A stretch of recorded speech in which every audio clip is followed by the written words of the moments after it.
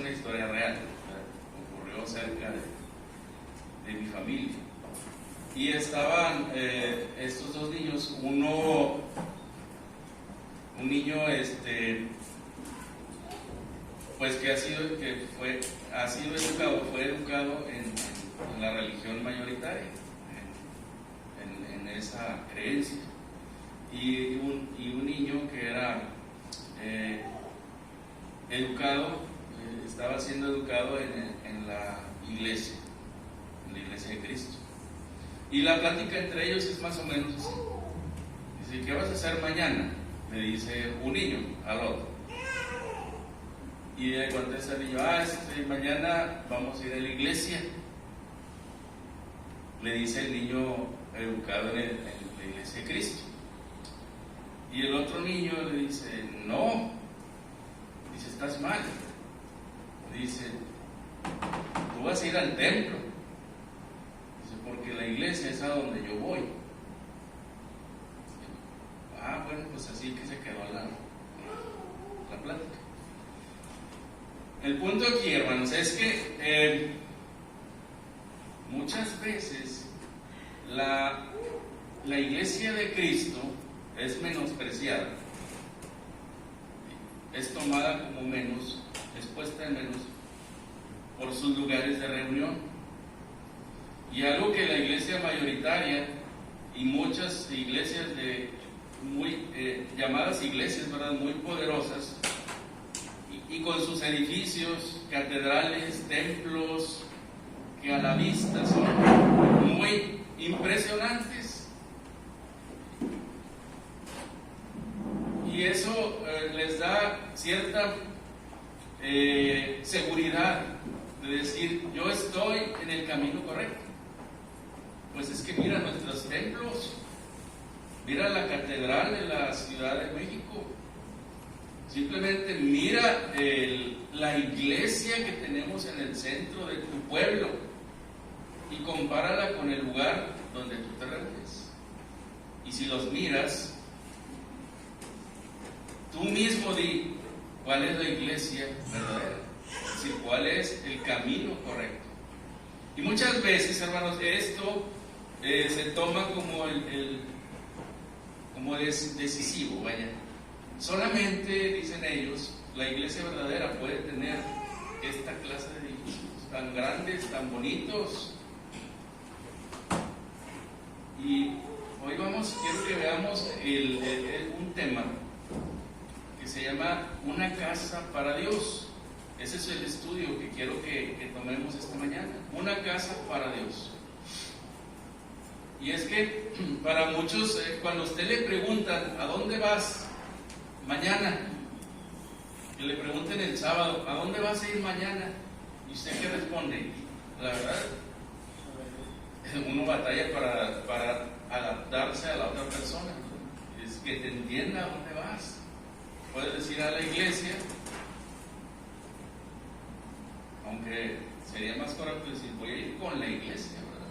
Con la iglesia. Es decir, vamos a formar la iglesia mañana, cuando nos juntamos. Porque entendemos, y el cristiano entiende, ya lo sabe usted, que la iglesia no son estas cuatro paredes. Y ahora más, la pandemia nos ha enseñado lo que es la iglesia. Es un grupo de cristianos que se juntan a adorar a Dios. Ahora lo hemos estado haciendo por otros medios, ¿no? Y algunos formando la iglesia, y otros lo han hecho en grupitos pequeños y forman la iglesia, donde 2 o 3 van reunidos en mi nombre, dijo el Señor. Y se han juntado grupitos por la necesidad que ha tenido en medio de esta pandemia, y nos ha enseñado que la iglesia no es estas 4 paredes. Y aunque usted ya lo sabía, pero esto nos ha traído a la memoria y a hablar correctamente y decir: mañana voy a adorar con la iglesia. ¿A dónde vas a ir mañana? Mañana voy con la iglesia. A veces, para que nos entiendan, decimos: voy a la iglesia, pero en su mente usted dice: voy con la iglesia, porque voy con el grupo de creyentes que es la iglesia. Una casa para Dios es nuestro tema de hoy, y que quiero que que estemos pensando y estudiando. ¿Algún comentario, hermanos, que quieran hacer respecto a cuando a usted le preguntan a dónde va a ir mañana? ¿Alguna experiencia que haya tenido? ¿Alguien que quiera que levante su mano y que comparta algo? Si no continuamos. Entonces vamos a ver este tema. Primero que nada vamos a recordar que siempre desde tiempos antiguos, desde el tiempo de Abraham, incluso desde antes, pues es que Caín y Abel buscaron un lugar donde ponerse en relación con Dios. Cada quien buscó su lugar e hizo su propio altar. Ahí en la soledad de su vida, ellos tomaron decisiones de cómo adorar a Dios. Y ahí lo vemos ya de manera primitiva, ellos tratando de agradar a Dios. Pero desde ahí se nos va a revelar cuál es la verdadera adoración. Desde ahí se nos va a revelar, aunque se nos pone ya en claro en Hebreos capítulo 11 cuál era la verdadera adoración. Entonces vamos a ver primero el caso de Abraham. Génesis capítulo 12, el primer texto de esta mañana. Génesis en el capítulo 12, versículo 8.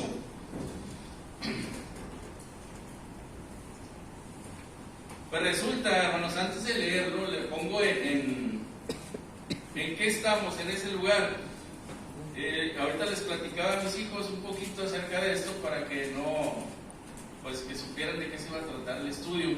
Y es que usted sabe que Abraham vivía en aquel lugar, Ur de los Caldeos, que es Mesopotamia, que es un lugar idólatra completamente, era en aquellos tiempos y siguió siendo. Es donde se adoraba el sol, la luna, las estrellas, todas las constelaciones, brujería, zodiaco, los signos zodiacales. Todo eso se practicaba en Mesopotamia y Dios decide sacar a Abraham, porque Abraham, en medio de tanta contaminación de idolatría, Abraham, él tiene la herencia de Set, ¿sí?, de los hijos de Dios, de la idea de que solo existe un Dios que se merece la honra, la gloria, el respeto, la reverencia, la adoración. Y Abraham, en medio de tanta idolatría, él sigue pensando y sigue su mente y sigue adorando al único Dios que creó los cielos y la tierra. Y Dios lo mira y le dice en Génesis capítulo 12, le dice: salte de tu tierra y de tu parentela, te voy a llevar a una tierra, aquí yo te voy a enseñar. Dice en el capítulo 12, versículo 1. Y ahí agarra camino Abraham. Agarra camino. Hermanos, ¿qué hace usted cuando va a agarrar su camino? ¿Y qué hace lo primero cuando termina su camino? Es bien bonito cuando dice usted: voy a viajar, y luego les dice: oren por mí, y usted mismo se pone a orar. Dice: Dios, cuídame en el camino que voy a tomar. Y cuando llega al lugar a donde iba, qué bonito es cuando usted se encierra en un lugar y dice: gracias Dios, me cuidaste, me trajiste desde Saltillo hasta Acuña, me trajiste desde Nueva Rosita hasta Acuña, ¿o no, Oscar? ¿Verdad? Sasi. Llegaron y lo primero que es en su mente, vienen viendo a Acuña y dicen: gracias a Dios, aunque no lo diga de palabra, usted está pensando. Y es bien bueno, eso hizo Abraham. Lo primero que hace cuando llega a la tierra que Dios le dijo en el camino: te voy a llevar a esa tierra, lo primero que hace es levantar un altar. Dice en el capítulo 12, versículo 8: luego se pasó de ahí a un monte al oriente de Betel y plantó su tienda, teniendo a Betel al occidente y Ai al oriente, y edificó ahí altar a Jehová e invocó el nombre de Jehová. ¿Qué creen ustedes que Abraham tenía en su mente para hacer eso? ¿Dolor? ¿Pena? ¿Agradecimiento? Agradecimiento. Pues lo habían cuidado. Hermanos, de Mesopotamia a esa tierra son cientos de kilómetros. No es y era un viaje que era casi a pie.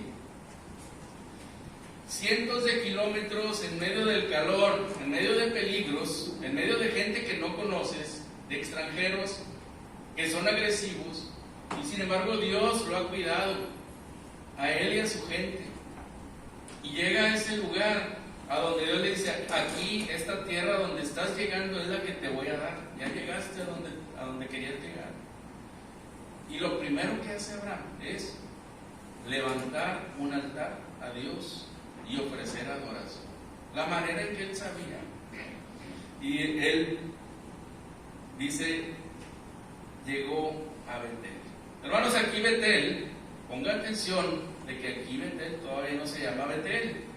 Esto lo está escribiendo Moisés cuando ya había pasado todo esto. Y dice: llegó a donde ahora es Betel. Pero cuando llega Abraham ahí no se llama Betel, se llama Luz. Ese pueblito se llama Luz. Es el nombre del pueblito. Y ahí alrededor de ese pueblito y esas montañas levanta un altar a Jehová. Un altar, hermanos, siempre, ya lo hemos comentado y lo repito ahora, era un lugar alto, por eso es el altar. Se ponía un cúmulo de piedras, leña, y arriba era el sacrificio. En alto, por eso es un altar. Y es lo que hace Abraham, junta ese montón de piedras y dice: aquí voy a ofrecer, es un lugar especial, como se levanta una casa con piedras, con madera, así estoy levantando este lugar para ofrecer sacrificio a Dios. Entonces, ¿dónde ofreció? Pregunta por uno: ¿dónde ofreció sacrificio a Abraham por primera vez? Cuando llega a Canaán, cerca de Betel, ¿sí?, de esa ciudad llamada Luz. Sigue ahí en el capítulo, vea lo que pasó más adelante, años después, Génesis 26, 25. Ahí tenemos al hijo de Abraham, a su hijo, al que tuvo en su vejez. Esto, hermanos, está ocurriendo cuando Abraham tiene unos 75, y lo que vamos a ver ya va a ocurrir como unos 30, 40, creo que unos 40 años después. Lo que vamos a leer en Génesis 26, 25, que dice: y edificó ahí un altar e invocó el nombre de Jehová, y plantó ahí su tienda, y abrieron ahí los siervos de Isaac un pozo. Esto no es en Betel, esto es en Beerseba, es unos 100 kilómetros abajo, al sur de Betel. Y en Beerseba es donde Isaac, el hijo de Abraham, va a hacer un altar también, por el mismo propósito que su padre. Hermanos, los hijos, ¿qué van a hacer? Frecuentemente los hijos hacen lo mismo que hacen los papás. Y ahorita surge una pregunta a los que tienen hijos y a los que tenemos: ¿qué le he enseñado a mi hijo con mi ejemplo? Porque lo que veía a Isaac de su papá y Abraham era que le ofrecía, nada más podía y hacía un altar a Dios. Nada más había algo, y si usted ve ahorita en Génesis 12, acaba de hacer un altar a Abraham, y avanza poquito, avanza unos kilómetros y hace otro altar. Luego hizo otro altar. Y va a haber 4 altares en la vida de Abraham. Bueno, en ese pequeño corto tiempo de la vida de Abraham va a haber 4 altares. Otro día los estudiamos, pero hay 4 altares. Ahorita los primeros 2 son muy seguidos, hermanos. Como que él andaba bien emocionado, como cuando un cristiano se bautiza, ¿sí? Y que dice: estoy en el camino, y empieza a trabajar. Abraham empieza a trabajar. Y luego van a ver que Abraham se va a ir a Egipto, y ahí no van a ver ningún altar, pero esa es otra historia. Lo que quiero ahorita que veamos es que Abraham hace altares en diferentes lugares. Es decir, él no pensó que en Betel estaba Dios. Él no pensó que en Berseba estaba Dios, ni que en Ur de los Caldeos, de donde viene, mucho menos. Para Abraham no había un lugar específico para adorar a Dios, sino que él decía: ahorita tengo la necesidad de adorar a Dios y ahorita lo voy a hacer. Voy a levantar un altar y voy a ofrecer sacrificio. Cuando Dios le pide a Abraham su hijo en sacrificio, él se sube a un monte, ¿se acuerdan? Porque casualmente, no existen las casualidades, pero es una frase que a veces decimos. Pero ese monte donde Abraham va a sacrificar a Isaac es muy probable, por la ubicación, por el nombre y por donde se movía Abraham, que haya sido el mismo monte donde fue sacrificado el Señor Jesucristo, donde estaba el monte de la calavera. Pero buscaba un lugar alto Abraham para ofrecer sacrificio a Dios. Buscaba tener un lugar alto, pero no un lugar específico, ¿sí? Y esto nos va a enseñar que no es el lugar lo importante a la hora de adorar a Dios, tanto que Abraham no buscó un lugar. Hermanos, Génesis capítulo 28, tenemos al nieto de Abraham. ¿Qué pasa con el nieto? Es que el hijo hizo lo que vio al papá, y el nieto pues va a hacer lo mismo que su abuelo. Génesis capítulo 28, del 17 en delante. Ahora vamos a tener ahí al nieto de Abraham, que es Jacob, cuando va huyendo. Va a llegar al mismo lugar, hermanos, al mismo lugar donde su abuelo levantó un altar. Génesis 28 del 17 en delante dice: y tuvo miedo y dijo: cuán terrible es este lugar. Dice: no es otra cosa que casa de Dios y puerta del cielo. Y se levantó Jacob de mañana y tomó la piedra que había puesto de cabecera y la alzó por señal y derramó aceite encima de ella y llamó el nombre de aquel lugar Betel, aunque Luz era el nombre de la ciudad primero.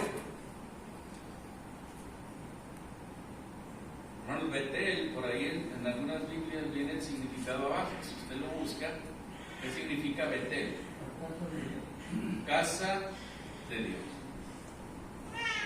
Y es que Jacob, como ahí se le manifiesta a Dios en un sueño, y ve aquella escalera que está apoyada en el cielo, y ángeles suben y bajan, Jacob se asustó. Y es que platicamos de esto hace poco, ¿verdad? De que muchos se asustan cuando les enseñamos de la Biblia. No están los hermanos. Estaba platicando con José, el hermano recién bautizado, y le decía: es que muchos se asustan cuando hablamos acerca, por ejemplo, de la vida venidera, de la vida después de la muerte. Cuando hablamos del infierno, con esas palabras, del lugar de tormento, de castigo eterno. Y es una doctrina a que a veces le sacamos la vuelta para tocarla, porque la gente, ¿qué hace? Se espanta y ya no quiere que escuchar. Dice: no hables de eso. Le dijo, ¿quién era? Félix, al apóstol Pablo. Después te escucho. ¿Sí? Porque Pablo le habló del dominio propio, ¿verdad? Y del juicio venidero. Y este gobernador le dijo a Pablo: pues después te oigo, pero porque le sintió temor. Que a muchos les da miedo saber que se va a acabar el mundo pronto. A muchos les da miedo saber las cosas de Dios. ¿Para qué me enseñas? Dijo aquel familiar que les decía. ¿Para qué me enseñas si cuando yo no sabía era feliz? ¿Sí? Y ahora estoy preocupado. toman bien serio. Entonces, en esta ocasión Dios se le manifiesta a Jacob, y Jacob sueña aquella escalera y ve los ángeles. No sé cómo, qué impresionante sería para él, pero tanto así que dijo, no, cuán terrible es este lugar, y le cambió el nombre y dice, a partir de ahora este lugar se llama Casa de Dios, y le cambia el nombre a Luz, y se llama, por eso les digo que en tiempos de Abraham ese pueblito se llamaba Luz, pero su nieto le va a cambiar el nombre y va a decir, ahora este lugar se llama Betel, que significa casa de Dios. Estamos viendo ahorita el tema de una casa para Dios, y lo que hemos visto es que en la antigüedad la gente buscaba, Abraham, sus hijos buscaban un lugar donde adorar a Dios, pero Abraham tenía claro que no era un lugar específico, que donde él sentía la adoración, la necesidad de adorar, allí lo practicaba, allí ofrecía el sacrificio. Más adelante, hermanos, va a venir Moisés más adelante, y va a haber un monte, porque usted sabe la historia de Moisés, que bien anda huyendo porque pues se convirtió en asesino. Ahora sí que, como dijo aquel, sin querer que queriendo, se convierte en asesino, y él tiene que huir porque le van a aplicar la justicia. Y cuando va huyendo llega a otro monte, a un monte muy famoso en la Biblia que se llama Monte Horeb. Horeb significa desierto, ¿no? Es decir, un monte, era un monte semidesértico, seco, significa Horeb, un monte seco. Pero dentro de la sequedad había arbustos. Los árboles que tienen muchas espinas se llaman zarzales, y uno de esos árboles espinosos, quizás no agradable a la vista, va a empezar a arder delante de su presencia, y de ese fuego que no quema el árbol surge la voz que le habla y le hace el llamado. En ese monte Horeb, conocido alrededor como el monte de Dios, la gente pensó, y más los judíos más adelante piensan que ahí está Dios, y le conocen como el monte de Dios, el monte Horeb. Y en ese monte Dios se le va a manifestar y le va a decir en Éxodo, en el capítulo 3, le va a decir a Moisés, le va a decir, pues, yo te voy a sacar, dice, si quiere verlo, Génesis 3.1, no es muy largo, nada más para que usted vea qué ocurrió. Génesis 3.1 dice, dice ahí que llegó hasta Horeb, dice, monte de Dios, dice, y ahí se le apareció el ángel de Jehová. Ahí es donde se está manifestando Dios. Pero más adelante,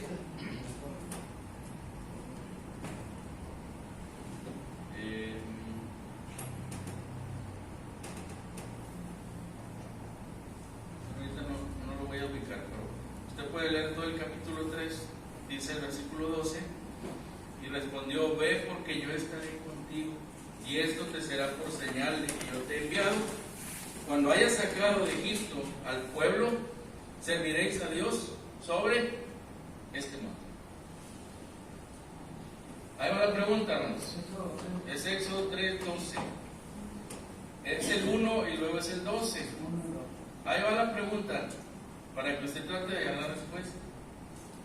¿Cuál iba a ser la manera en que Moisés y el pueblo iban a saber que Dios los estaba sacando? Que no era por voluntad humana. Y ahí está la respuesta en el versículo 12.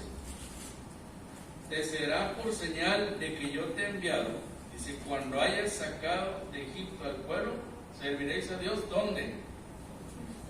En este monte. ¿Cuál era ese monte? ¿Cuál? Horeb. También conocido como Sinaí. Sinaí. Monte Horeb o monte Sinaí. Es el mismo. ¿Y cuál era la señal? Bueno, le dice Dios, yo te me estoy apareciendo a ti aquí. Ve a Egipto, saca a mi pueblo. Y la señal de que yo te estoy enviando va a ser de que tú y el pueblo van a regresar aquí mismo. Y aquí me van a adorar. El altar va a ser este monte. ¿Se cumplió? Sí, hermanos. Se va a ir Moisés, va a traer al pueblo. ¿A dónde van a llegar? Van a atravesar el Mar Rojo y van a llegar a Sinaí.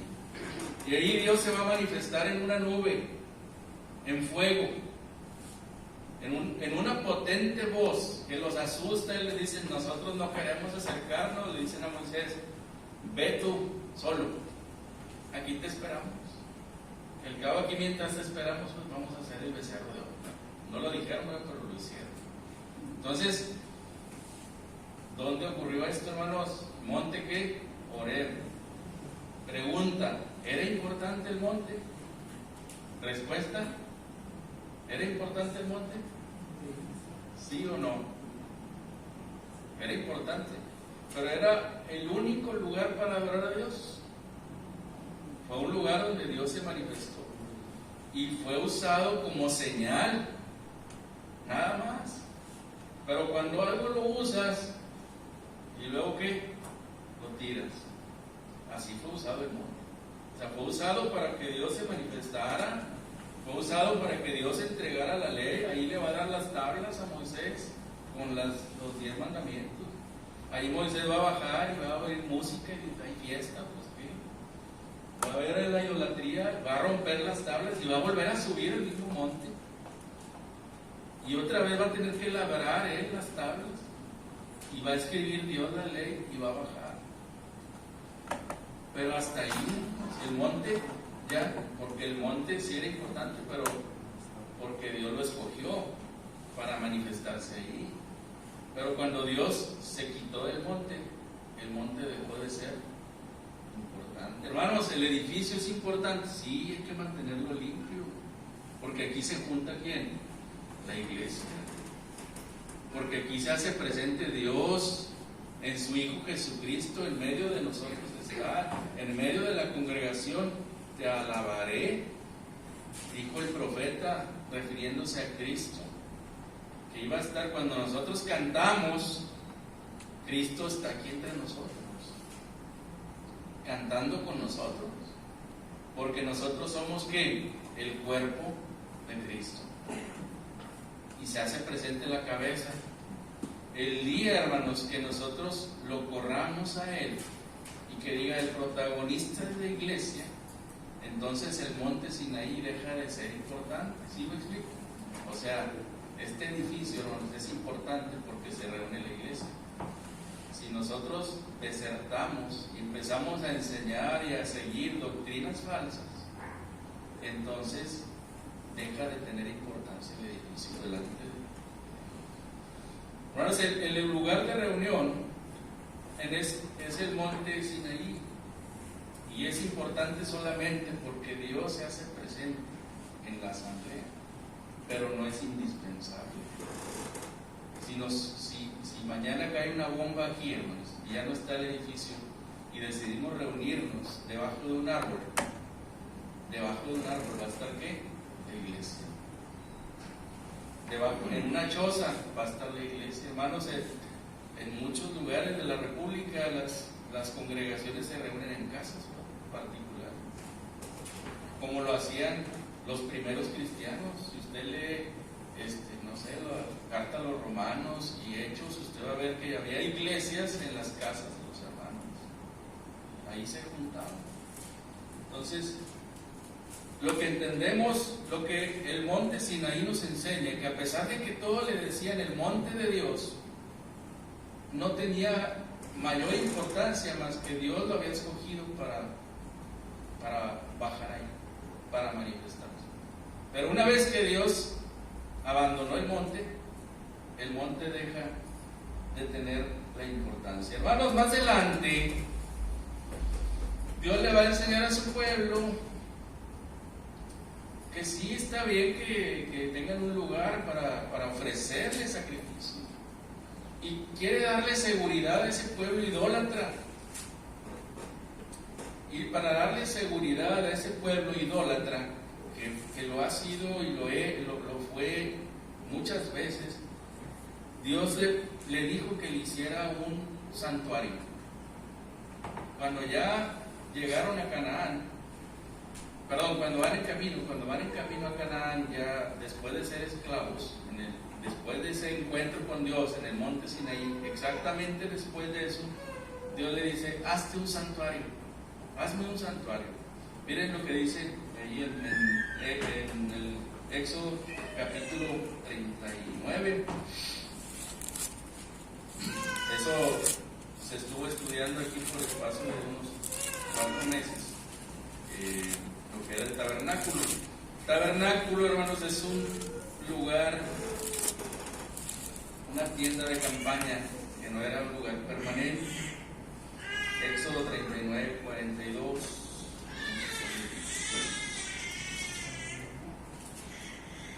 Dice: en conformidad a todas las cosas que Jehová había mandado a Moisés, así hicieron los hijos de Israel toda la obra. Dios le mandó a Moisés, usted puede verlo más atrás desde Génesis, desde Éxodo 35 por ahí. Puede ver cómo le fue dando las instrucciones Dios de cómo debía ser el tabernáculo. Eso ya se ha estudiado recientemente, entonces nada más quiero comentarlo, que Dios quería un lugar que no era fijo. El tabernáculo no era un lugar fijo. A medida que ellos iban avanzando, ellos iban cargando el tabernáculo. El tabernáculo era un edificio grande, de cortinas, una tienda de campaña grande, con un patio grande, altar, usted sabe lo que contenía, en el lugar más sagrado, el arca del pacto. Pero no era un lugar que estuviera en un fijo, sino que iba caminando con ellos. Y lo que Dios quería enseñarles con ese tabernáculo es que Él no estaba en un lugar específico, sino que mientras ellos se iban moviendo, Él iba acompañándolos. ¿Sí? Iba la nube, iba la columna de fuego e iba el tabernáculo. Es decir, yo estoy adelante de ti, yo estoy atrás de ti y yo estoy en medio de ti.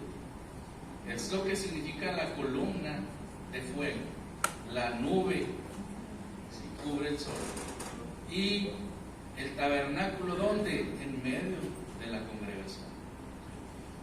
Lo que Dios quiere enseñar es que yo estoy contigo mientras tú no te apartes de mí.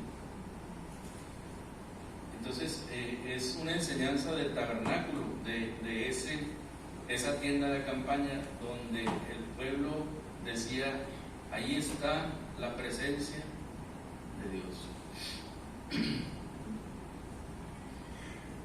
Más adelante, hermanos, vamos a toparnos con David. Y es que David, ya pasaron muchos años el tabernáculo y el arca del pacto sigue estando en un tabernáculo, una tienda de campaña. David ya se ha establecido, ya tiene su casa, y dice que es una casa de madera muy bonita, muy firme. Y de repente voltea a David y dice: ¿cómo es posible? En el segundo libro de Samuel, en el capítulo 7, dice: ¿cómo es posible que yo esté viviendo en una casa tan bonita, tan fuerte, tan segura, y Dios está habitando en una tienda de campaña? Segundo libro de Samuel, capítulo 7, versículo 1. Dice: aconteció que cuando ya el rey habitaba en su casa, después que Jehová le había dado reposo de todos sus enemigos en derredor, dijo el rey al profeta Natán: mira, ahora yo habito en casa de cedro, y el arca de Dios está entre cortinas. Y Natán dijo al rey: anda y haz todo lo que está en tu corazón, porque Jehová está contigo. Pero Natán no había consultado a Dios todavía. El profeta, aquí tenemos un ejemplo, un profeta que habla antes del tiempo. Hermanos, cuando nos preguntan algo, hermano, ¿Cuándo va a ser el fin de los tiempos?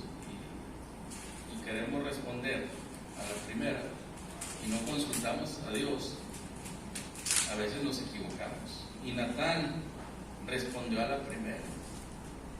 Dice, haz lo que tú quieras hacer, Dios está contigo. Pero es que Natán, el profeta, no había consultado a Dios. Y esa noche Dios le va a hablar a Natán mediante un sueño.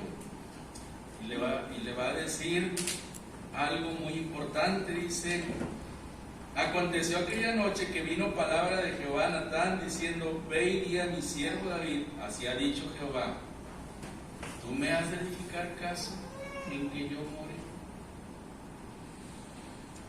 Pregunta,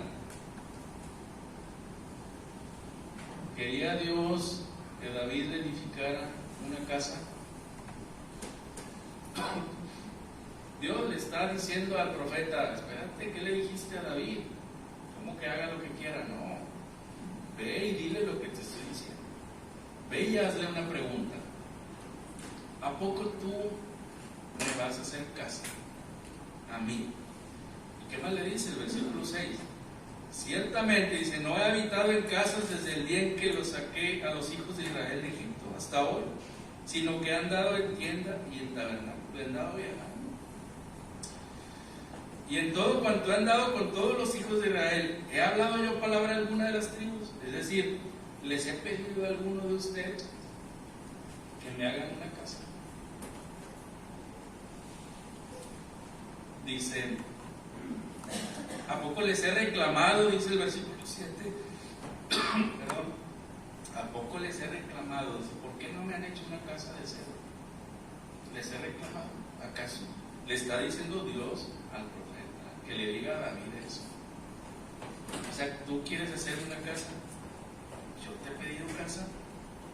Dice el versículo 8.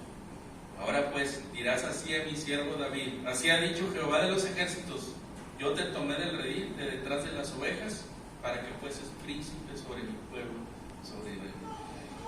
¿Qué le quiere dar a entender Dios? ¿A poco tú me vas a hacer una casa a mí? Acuérdate quién eres. Acuérdate que tú eras un pastorcillo. Y ahora yo te hice rey.